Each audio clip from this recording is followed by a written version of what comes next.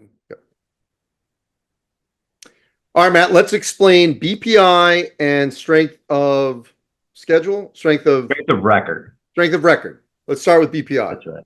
All right. So BPI is a forward-looking metric. So predictively, who are the best teams going forward?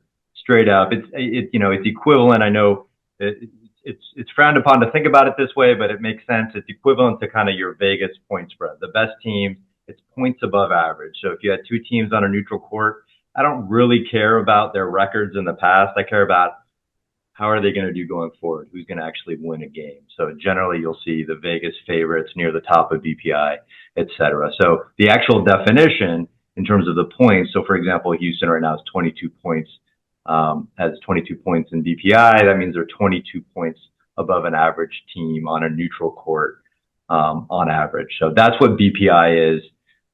It helps us describe predict who's going to win games and project out the season.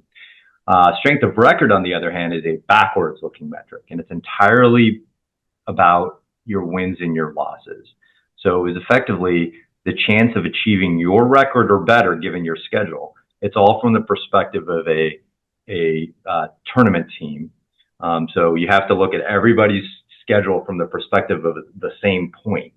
And if you look at their schedule from the perspective of an average tournament team, you could then compare schedules across the board. So it's a little different than strength of schedule. Right now, strength of schedule, the top teams in strength of schedule are really bad teams. They're maybe 0-4. They've just played 4 tough games. Strength of record, on the other hand, thus far, we have Auburn number 1. They're 4-0, and they played a tough schedule. So it was very difficult to achieve their record given their schedule. So that's it. We have predictive metric, and we have a backwards looking metric. And over the course of the several years that we've created this, it's sort of the best versus most deserving. We've had these two concepts in mind, and it's a really good way, both in basketball, football, et cetera, to tell the story of a resume. What's your starting point? That's a great question. So for BPI, we do incorporate a starting point. It's important. We don't have a clean slate, but that fades over time. The reason we don't have a clean slate is because, then we can't tell stories early on. If everyone's at 0 to start the season, we as a media company can't tell stories about who are the best teams. Having said that, we understand certainly from a committee's perspective, we don't want to kind of have last year bleed into this year. And so certainly over time, and certainly by the time the committee is making their decisions, much of that prior, as we call it, has diminished. And so it's basically the only thing it incorporates. There's no other numbers other than how you performed last year. There's some recruiting information. There's some other information. And that's how we derive. This is our starting point for a particular team. But what really matters is what we see on the court throughout the year. And over time, that starting point diminishes, and how you actually play matters the most. And it's all about offensive efficiency and adjusted for your opponent and everything else. So it's all your standard numbers you may see from other, Ken Palms and others out there. We have our own sort of variation on that, but it's all in the same ballpark in terms of the information we take game to game. How do you handle when a team's roster has changed since you played them and potentially beat them at a different point in the season? Yeah, that's a tricky notion. So BPI has changed a lot over the years and how we've handled this. Just to put it bluntly, we don't. We have tried a number of things over time. It actually reduces predictiveness.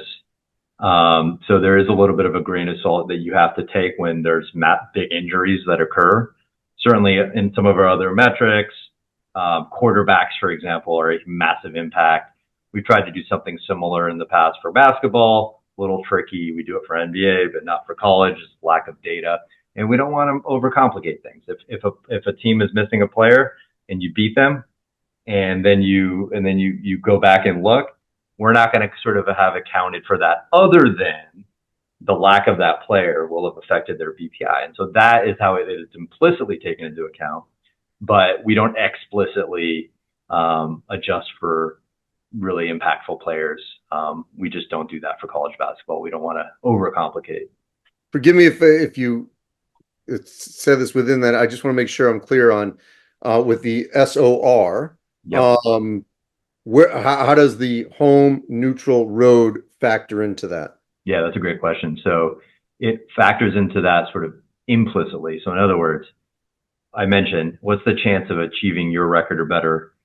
The way we do that is we say, okay, here's an average tournament team. Now, let's have them play every team on your schedule. What's the chance of them winning this game on your schedule? What's the chance of them winning this game on your schedule? And the chances to win those games are all very much dependent on not just the teams, but the location matters a great deal. So obviously, a team on the road, you have this average fake team has a much better chance to win at home than they do on the road, and that's factored into the game by game percentages. And so that is exactly how we do it. It's implicitly handled. It's actually a really good continuous way to judge a team's record by bucketing things. It helps in some ways. Like you're able to say, hey, 4-0 against top 20 opponents, or whatever, however you want to bucket things. But the problem with bucketing is that you're always going to kind of pick an arbitrary cutoff. And what strength of record does really well is it doesn't force you to pick any arbitrary cutoffs. It's doing all of that implicitly, and it kind of boils it all down. And it measures your sort of your accomplishment, the strength of your record in a kind of organic way. And so that's why we feel like it's one of our top metrics. It's actually the most predictive metric in terms of making the tournament. Certainly in football, it's making the playoff. So it's a really solid metric because it incorporates wins and losses, but it also is something that is descriptive of how effective you've been in doing so. And lastly, unless you tell me I forgot something, we keep mentioning the sort of average team. Um, is there a number on that? Yeah, so that's a great question. It's really not that complicated. It varies a little bit. We could put a number on it. Effectively, it's just a team. If you take the you know the 68th BPI team right right now, I don't have the number off the top of my hand, but if you take the 68th BPI team, they're at an 8.3, so it's around that ballpark. We have a specifics; it updates over time, but the idea is that we're moving the bubble of where the tournament is. It's actually not the 68th. I'd have to go back and look in the code, but it's a bubble that takes into account the exact location of an average playoff team, and that allows us to differentiate those bubble teams, right? And so that's why we do it that way. So there's not a specific number to give right now because it varies a little bit, but the idea is that we're taking an average tournament team. All right, great. Well, appreciate you helping educate everyone, Matt. Thank you. Absolutely. Happy to do it. Reach out with any questions.